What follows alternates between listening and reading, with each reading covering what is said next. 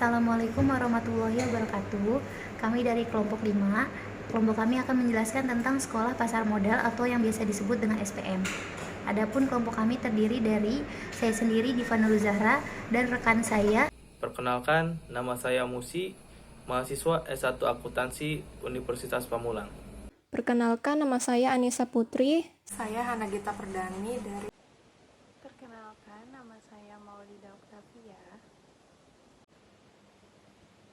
Saya di sini akan menjelaskan pengertian dari sekolah pasar modal dan keuntungan apa aja yang didapat setelah mengikuti sekolah pasar modal.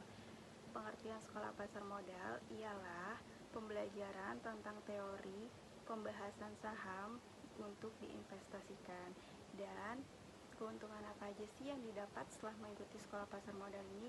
Yang pertama, kita dapat mengetahui apa saja yang ada di pasar modal, dari mulai lembaga-lembaganya, resiko-resikonya, dan fasilitas-fasilitas yang didapat.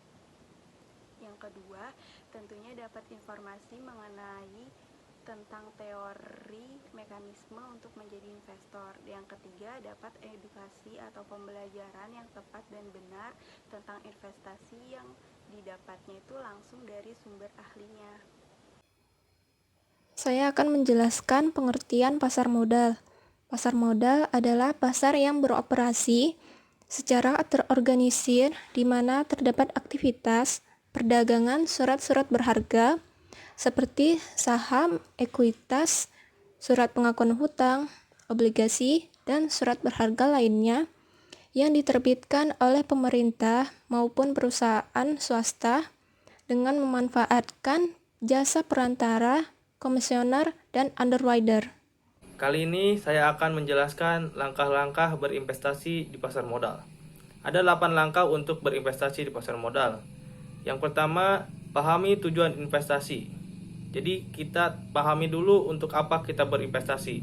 Untuk biaya pendidikan, dana pensiun, dan lain-lain. Dan juga jangka waktunya. Jangka waktu pendek, menengah, ataupun panjang.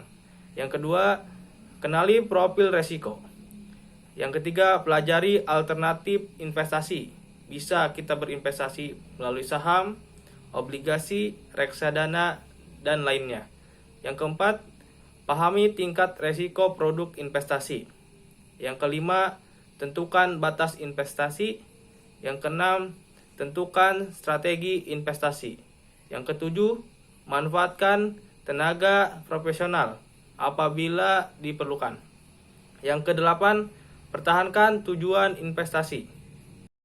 Saya ingin menjelaskan tentang pengertian, keuntungan, dan resiko dari saham.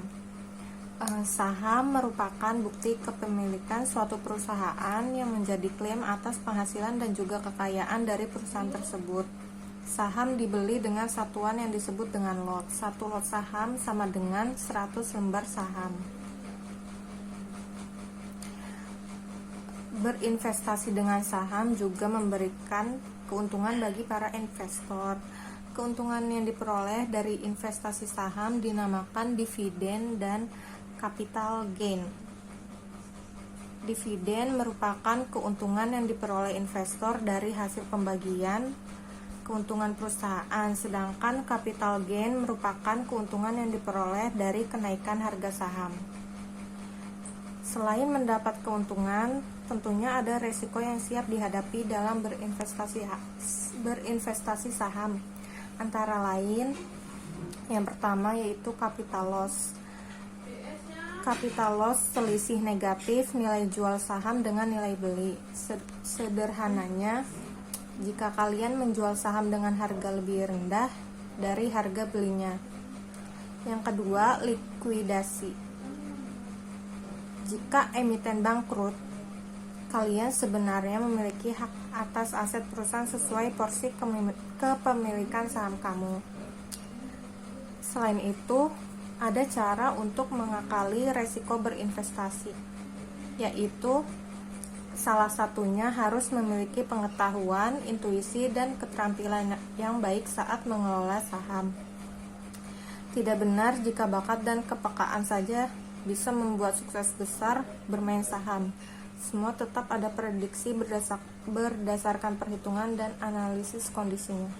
Jenis-jenis saham yang dibagi menjadi 3 berdasarkan karakteristiknya. Yang pertama ada jenis saham dari segi kemampuan dalam hak tagih atau klaim, yang terdiri dari saham biasa dan saham preference. Untuk saham biasa, saham jenis ini mempunyai karakteristik, yaitu bisa melakukan klaim kepemilikan pada semua penghasilan dan aktiva yang dimiliki perusahaan. Namun, pemilik atau pemegang saham jenis ini hanya memiliki kewajiban yang terbatas. Keuntungannya adalah jika terjadi resiko terburuk, misalnya perusahaan bangkrut, kerugian maksimum yang ditanggung oleh pemegang saham adalah sebesar investasi pada saham tersebut. Yang kedua ada saham preference. Jenis saham ini didesain sebagai gabungan antara obligasi dan saham biasa. Beberapa investor menyukai jenis saham yang bisa menghasilkan pendapatan tetap. Secara umum, karakteristik saham preference sama halnya dengan saham biasa yang bisa mewakili kepemilikan ekuitas dan diterbitkan tanpa tanggal jatuh tempo yang tertulis di dalam lembaran saham tersebut dan membayar dividen. Jenis saham yang kedua yaitu jenis saham yang dilihat dari segi peralihannya, yang terdiri dari saham atas unjuk dan saham atas nama. Untuk saham atas unjuk, pada saham tersebut tidak tertulis nama pemiliknya. Hal ini bertujuan agar mudah dipindah tangankan dari satu investor ke investor lainnya. Banyak investor yang memiliki saham ini dengan tujuan memang untuk diperjualbelikan.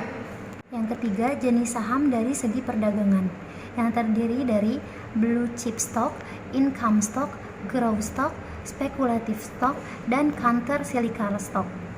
Untuk blue chip stock, jenis saham ini diburu investasi karena berasal dari perusahaan yang memiliki reputasi tinggi sebagai petinggi di industrinya dan memiliki pendapatan yang stabil dan konsisten dalam membayar dividen. Untuk income stock, jenis saham ini juga mempunyai keunggulan dalam hal kemampuan membayar dividen lebih tinggi dari rata-rata dividen yang dibayarkan pada tahun sebelumnya.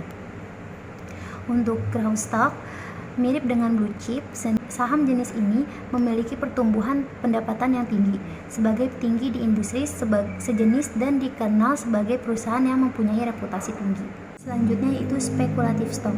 Investor dengan profil resiko high risk bisa mencoba jenis saham ini. Saham ini berpotensi menghasilkan laba tinggi di masa depan, namun tidak bisa secara konsisten memperoleh penghasilan dari tahun ke tahun. Yang terakhir yaitu counter cyclical stock. Jenis saham ini paling stabil dalam kondisi bergejolak karena tidak terpengaruh oleh kondisi ekonomi makro maupun situasi bisnis secara umum.